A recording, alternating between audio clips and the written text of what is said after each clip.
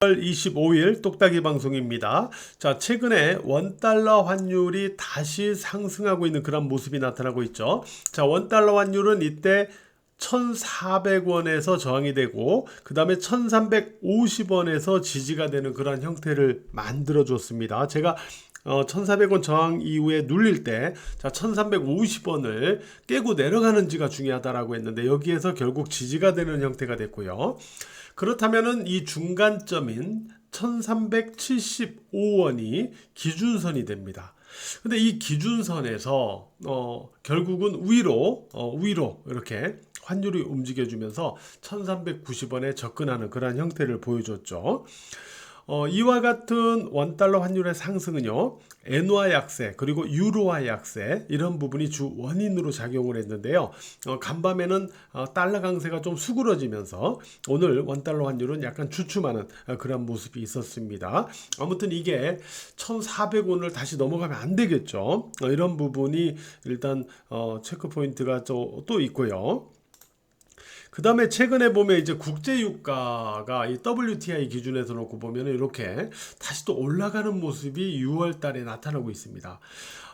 일단 여기에서부터 국제유가가 이렇게 떨어져 내려오면서 어느 정도 CPI나 이런 물가 지표들이 조금 진정되는 그런 모습들이 좀 있었거든요. 그런데 이번에 6월 달에 다시 또 이렇게 국제유가가 올라가면서 6월 CPI 같은 경우는 조금 불안정할 가능성이 있어요. 이런 부분들이 증시에 있어가지고 조금 불안정한 최근의 요인들이다 이렇게 좀 볼 수 있거든요.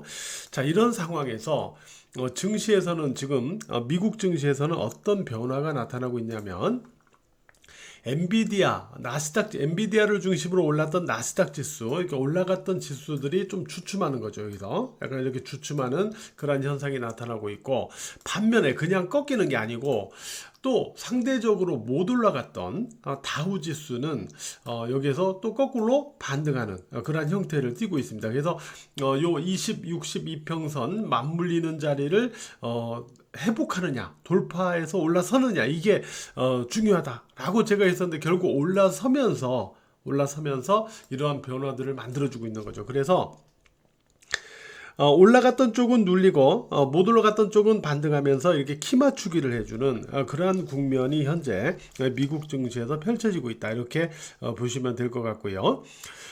이번 주에 이제 마이크론의 실적 26일에 마이크론의 실적 발표가 있고 또 다음 주 금요일이죠. 삼성전자 실적 발표가 있죠. 이를 기점으로 해가지고 이제 어닝 시즌이 시작되기 때문에 이제 이러한 어떤 키 맞추기의 어떤 형태와 그 다음에 실적 호전주 이러한 개념에서 약간 시세들이 재편되면서 증시의 흐름을 당분간 가져가지 않을까 이렇게 예상을 해볼 수 있는 그런 구간입니다.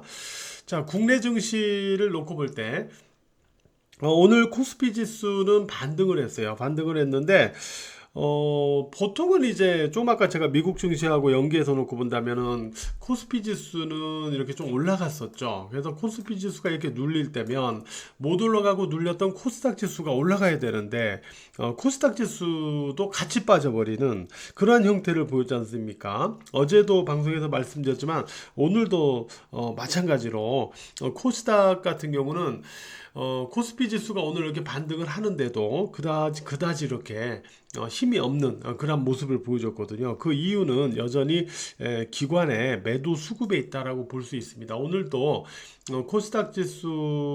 코스닥에서는요, 외국인 투자자들이 또 이렇게 혼자 매도하는 그런 모습을 보여줬거든요.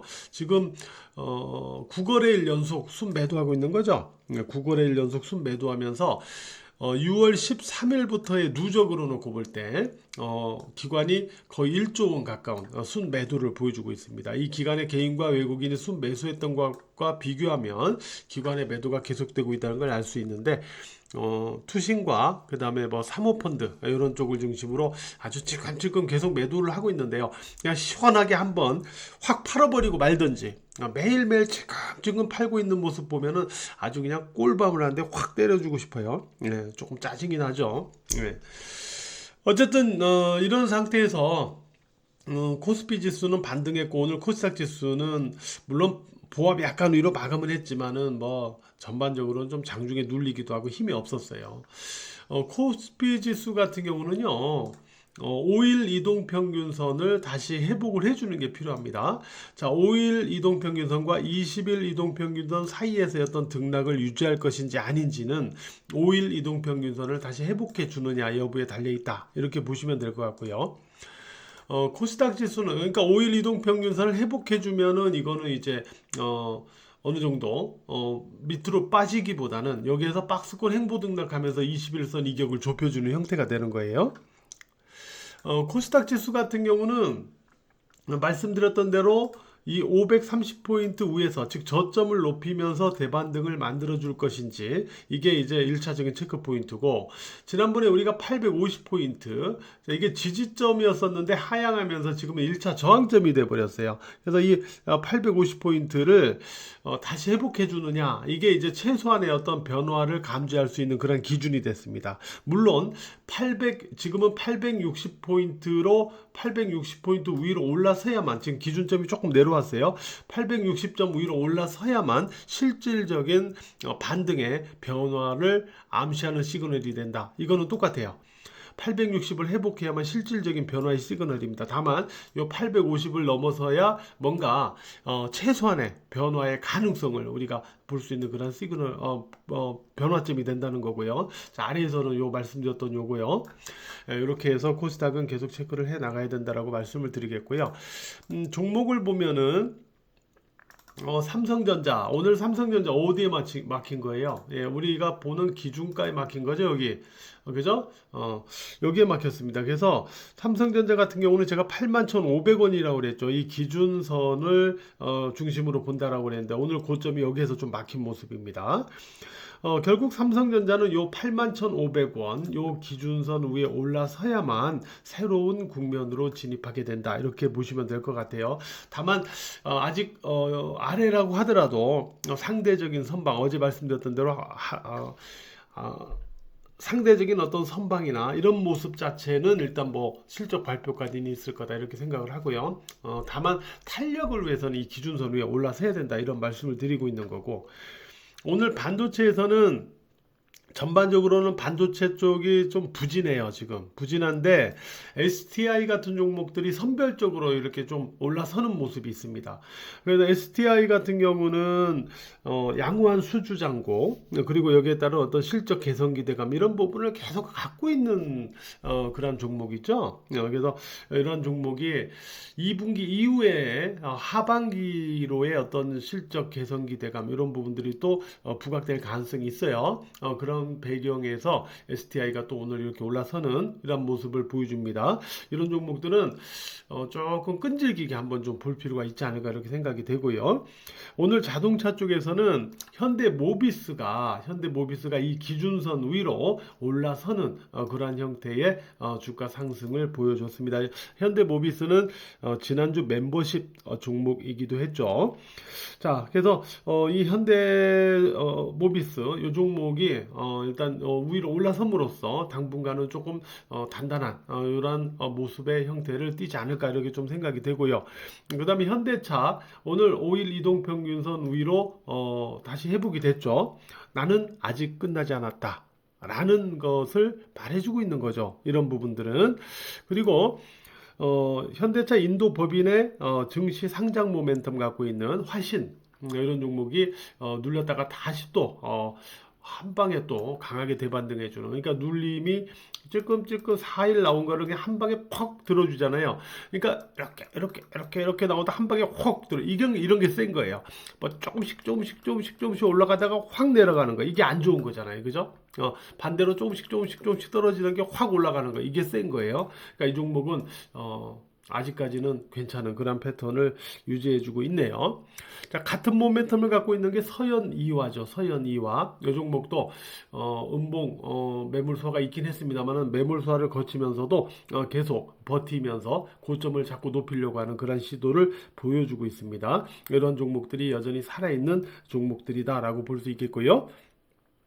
조선주는 오늘 전반적으로는 숨 고르기를 보였어요. 그런 가운데 상대적으로 다른 종목들 치고 올라갈 때 못 올라갔던 종목이 삼성중공업이라고 그랬잖아요. 그죠?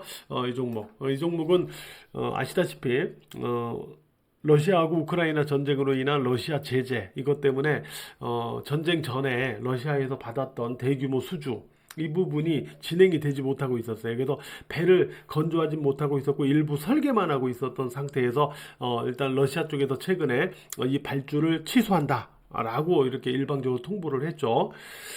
그게 이제 주가가 다른 종목도 올라가는데 못 올라가게 만드는 요인이었었거든요. 다행히 배를 건조하고 있지는 않았고 일부 설계만 하고 있다. 그것도 작년에 일단 멈췄었어요. 하지 않고 있었거든요.